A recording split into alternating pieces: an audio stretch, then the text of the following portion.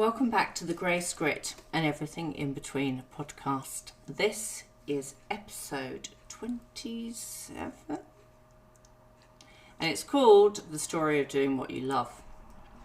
So today we are talking about doing what you love. The thing that lights you up, makes you feel alive and aligns with your inner purpose.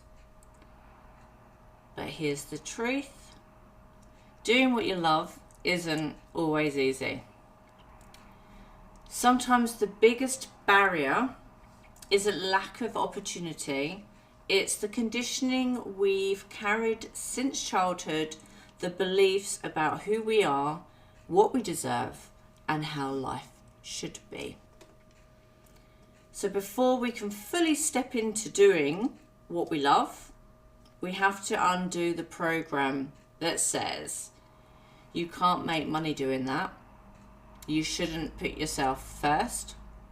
That's unrealistic and you're not enough.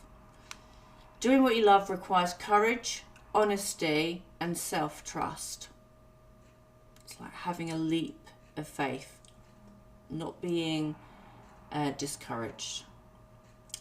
So today we're going to dive into why conditioning shapes your choices, how to uncover what truly lights you up, the role of purpose in guiding your decisions, and practical steps to start doing what you love today.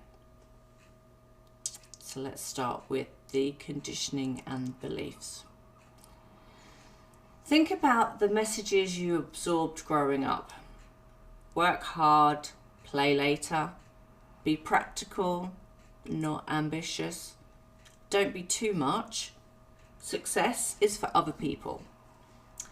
These messages were protective at the time. Maybe your parents, teachers, or peers were doing their best to guide you. But over time, they can limit your vision of what's possible. For example, you love art, but someone told you that's not a real career. You want to start a business, but you fear failure because your parents struggled financially. You enjoy helping people, but you've been taught it's selfish to put yourself first. Conditioning isn't wrong, it's just old programming. And like software, it can be updated. Undoing it doesn't mean you erase the past. It means you choose consciously who you want to be now. So it took me a long time to find out what my purpose here is. So don't expect it to happen overnight. It might, but it might take stumbling before you find it. So finding your purpose, doing what you love, often overlaps with purpose. You know, you don't pursue something because of all these things that you tell yourself that maybe you can't do it, or you haven't got the confidence, or you can't. But with doing what I do with pharmacy, I don't apply makeup. I didn't wear makeup at all last week, so it's got nothing to do with makeup. It's about you choosing what you want to do and you enjoying what you do, and then that becomes your purpose. So when do you feel alive? When do you lose track of time? What energizes you instead of drains you? And what do people naturally come to you for? Your answers point to your inner calling. Some examples I've put together. If you love helping others, maybe coaching, mentoring, or volunteering lights you up.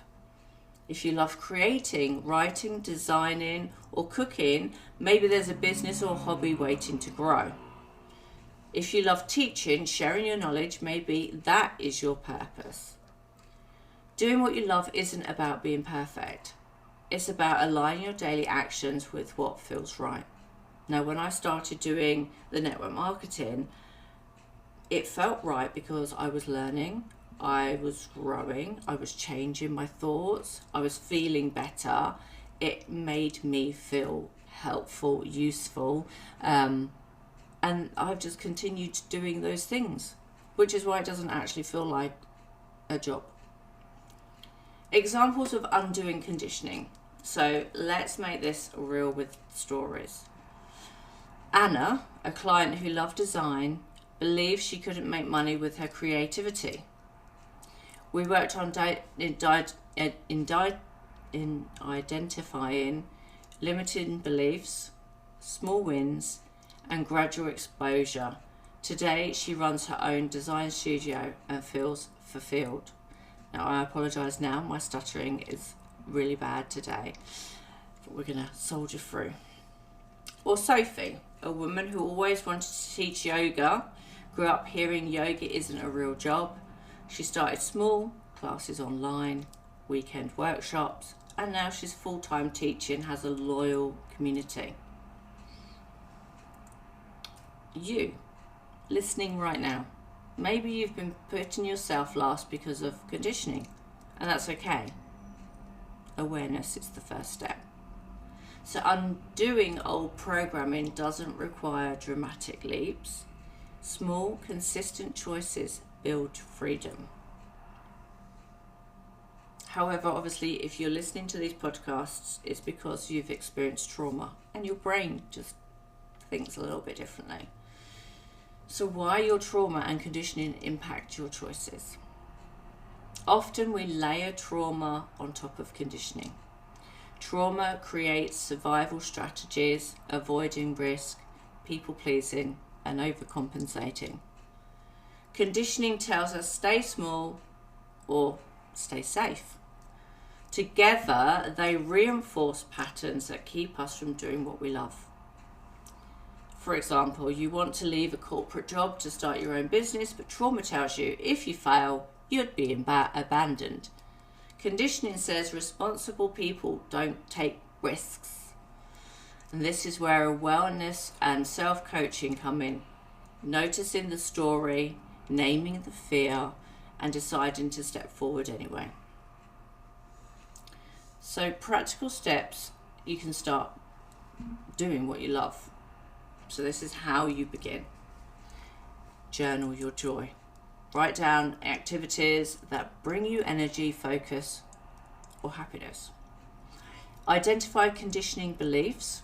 List beliefs that might be stopping you and question them. Take micro actions. Take one small step this week.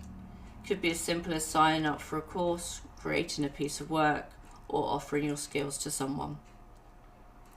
Daily alignment. Ask, is what I'm doing today in line with what I love? And set boundaries. Saying no to what doesn't serve your growth is part of doing what you love. Reflect weekly. What brought you joy? What drained you? Adjust. Remember, purpose grows in action, not thought. Doing what you love requires embodiment, not perfection. When I first started my network marketing business, I didn't know how to apply makeup at all. At 41, I was a tinted mascara, lip gloss, and a tinted moisturiser, mascara and lip gloss girl. So I did a makeup course. And then I was always passionate with skincare, so I did a skincare specialist course. And to be honest, I've always been doing courses. Like, I've learned many things on the journey of finding what it is that I want to do. So, to summarise, doing what you love is more than a dream, it's a practice. Undo conditioning, uncover your inner calling, and take small, consistent steps. Life is meant to flow, and when you act from alignment, the resistance lessens. It does become easier once you lean into it. Just lean into it. I want you to remember you are allowed to choose yourself.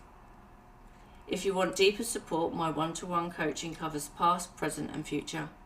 And together we'll uncover limiting patterns, rewire your beliefs, and help you fully step into your purpose.